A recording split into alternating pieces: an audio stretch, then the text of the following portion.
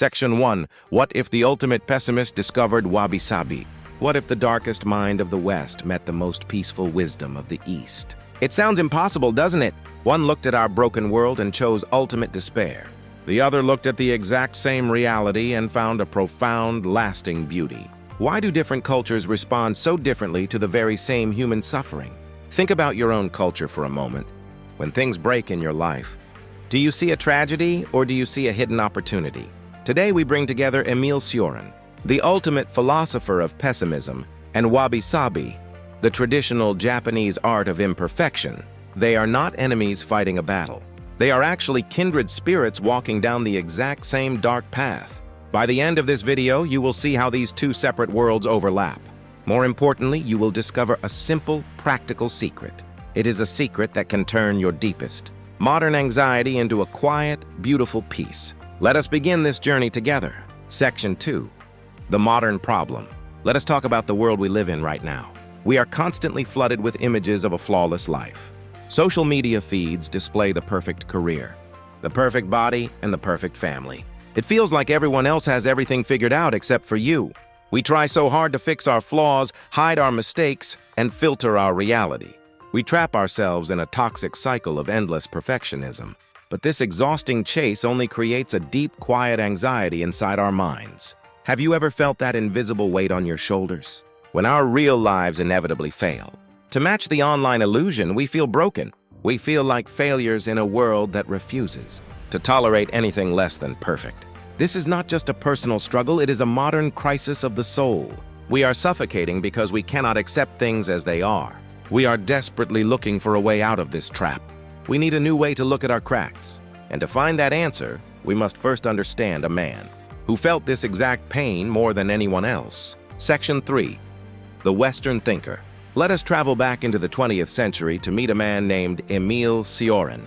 He was a Romanian philosopher who spent most of his life in Paris. He was not a typical academic who taught at a large university. Instead, he lived quietly in a small attic room, observing the world from the shadows.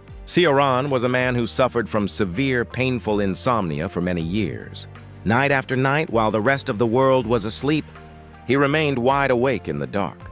He spent those long hours staring directly into the terrifying void of human existence. To him, life was not a grand gift or a beautiful journey to enjoy.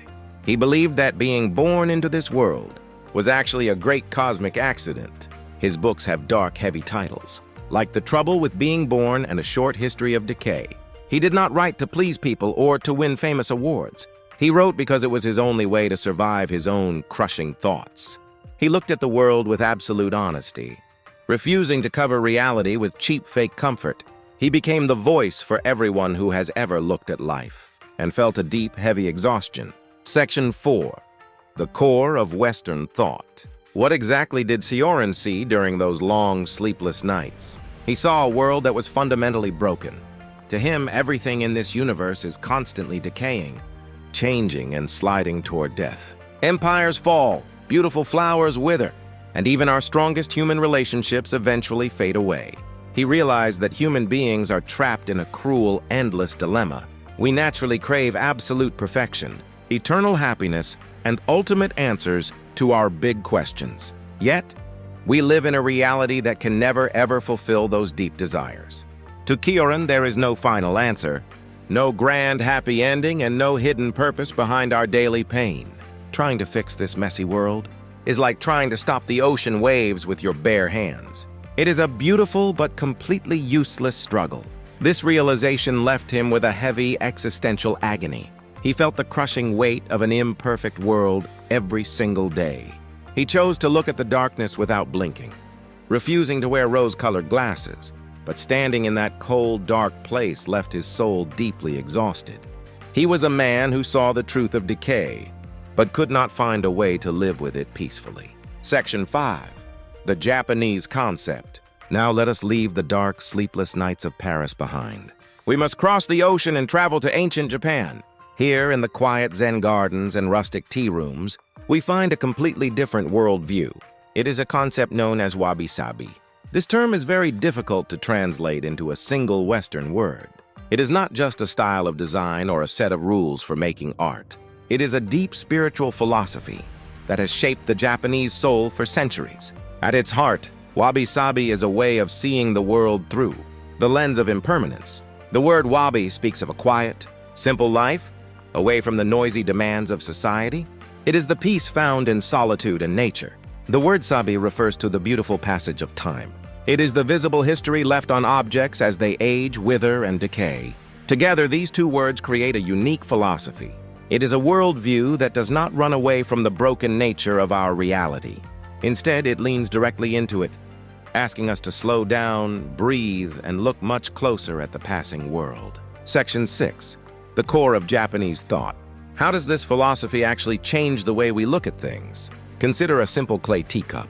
In many cultures, a crack means the object is ruined. It is broken, so you throw it away and buy a brand new one. But in Japan, craftsmen do something very different. They repair the broken cup using a special lacquer mixed with real gold. This ancient art is called Kintsugi.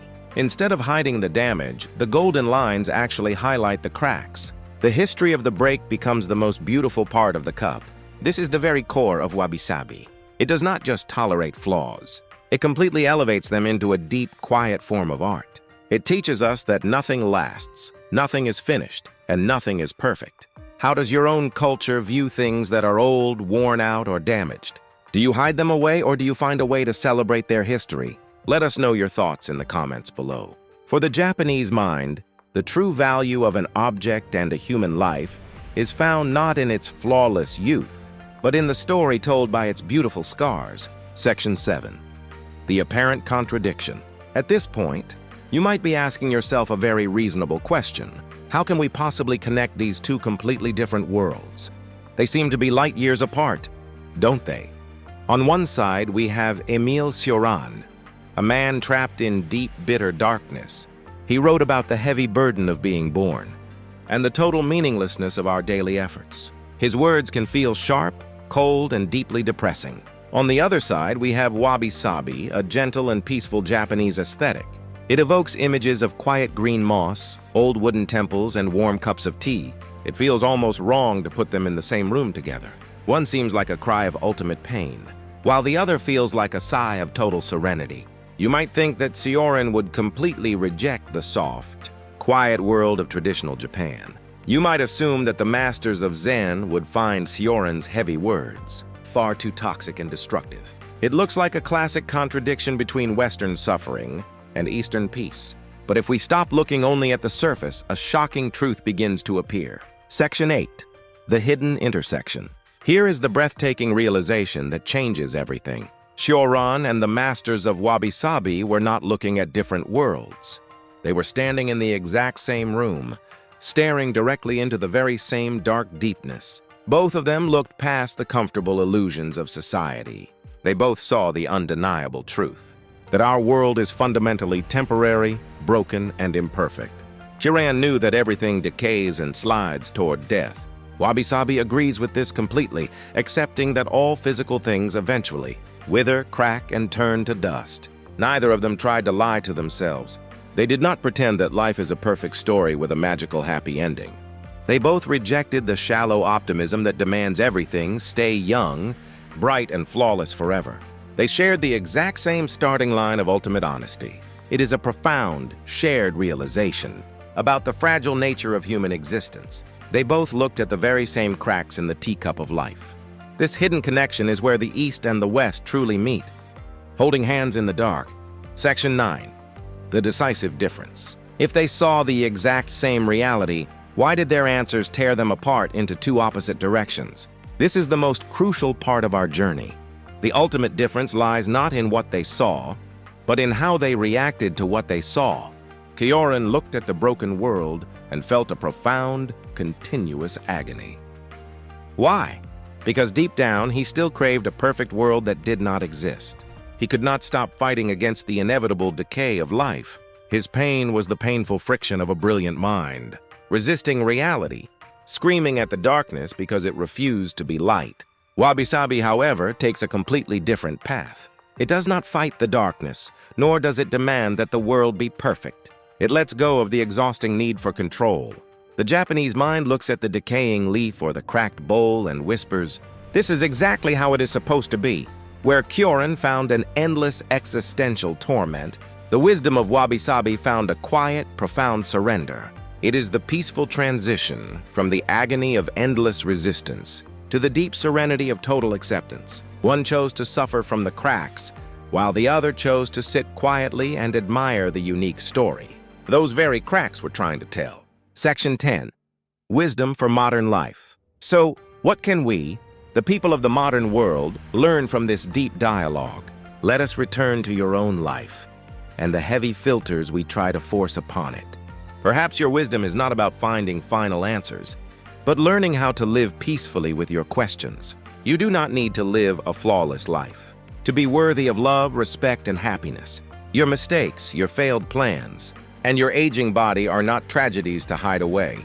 They are simply your own unique cracks, waiting for the gold lacquer of your acceptance. When you feel crushed by the modern pressure to be absolutely perfect, remember the lesson of these two separate paths. You can choose to be like Cioran, staring at the cracks with bitter, exhausting resistance. Or you can choose the gentle path of Wabi-Sabi and find a quiet dignity within your own beautifully flawed reality. Stop filtering your soul and stop trying to repair the natural passage of time. Breathe deeply, slow down, and learn to love your own beautiful scars. Thank you for watching, and until next time, may you find peace right where you are broken.